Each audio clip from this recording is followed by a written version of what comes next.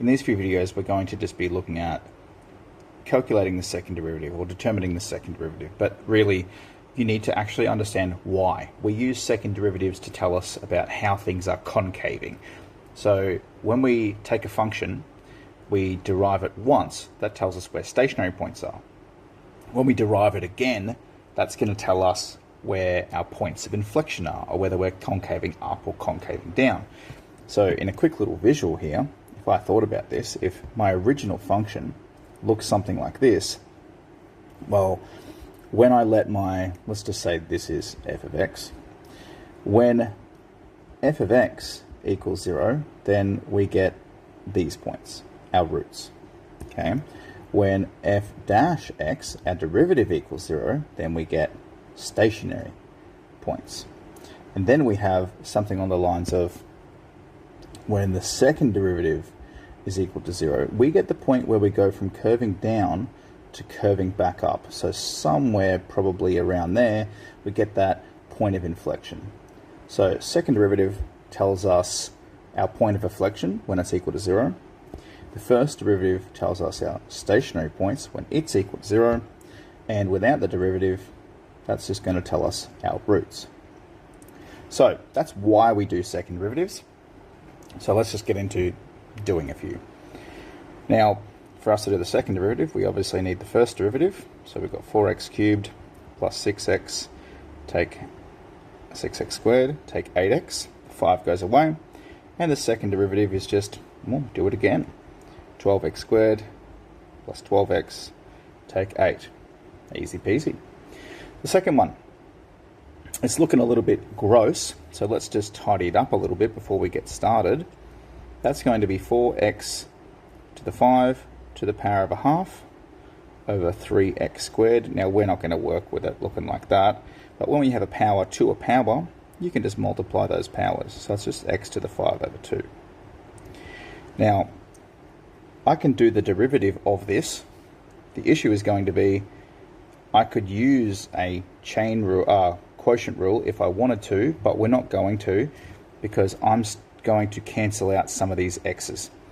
I've got an x to the 5 over 2 on the top, which is a little bit more than x to the 4 over 2.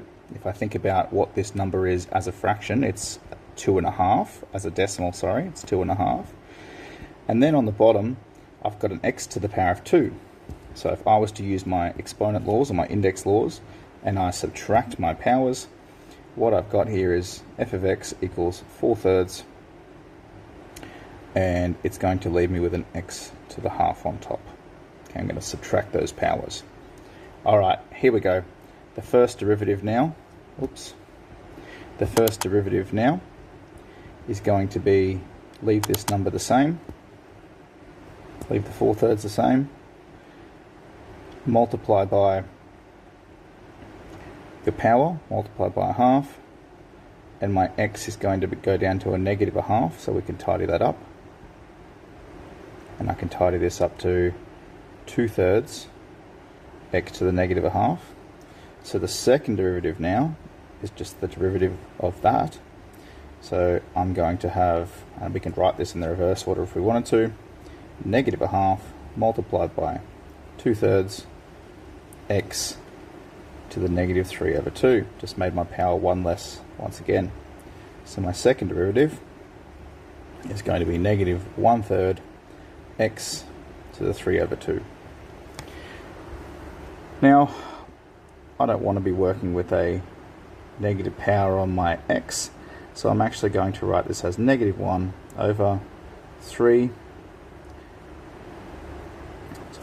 x to the power of 3 over 2 at the bottom here, okay, underneath. Now, there's a few things that we can do here. What we can do is tidy up the way this x to the 3 over 2 is written if we have to do a lot of things by hand, and we can write this as a power to a power. We can put this back as a power to a power, so that's x to the power of 3 to the power of a half. And the reason we would want to do that is if we wanted to do negative 1 over 3 times the square root of x cubed. if we felt like doing that. Okay, it might be easier for us if we have nice numbers inside our roots. Now, I would have to put that into my calculator, so I'm just going to pause quickly to do that. And this is going to give me an answer of -1 over 81. Now, could we have done that by hand? Yeah, yes, we could have. I'm not going to do that in this video, but it essentially involves the bottom part of your root here being 9 times 9 times 9, and you can square root each of these numbers to be square root of 3 times, or the square root will cancel this out to essentially be 3 times 3 times 3. So then what you have on the bottom is this whole term becomes 3 times 3 times 3. So on the bottom part of your whole fraction, you've got 3 times 3 times 3 times 3, which is where the 81 comes from. All right, down the bottom, use the product rule to determine the second derivative. Okay, this one's going to take a little bit more time, so we'll split this off into the second video.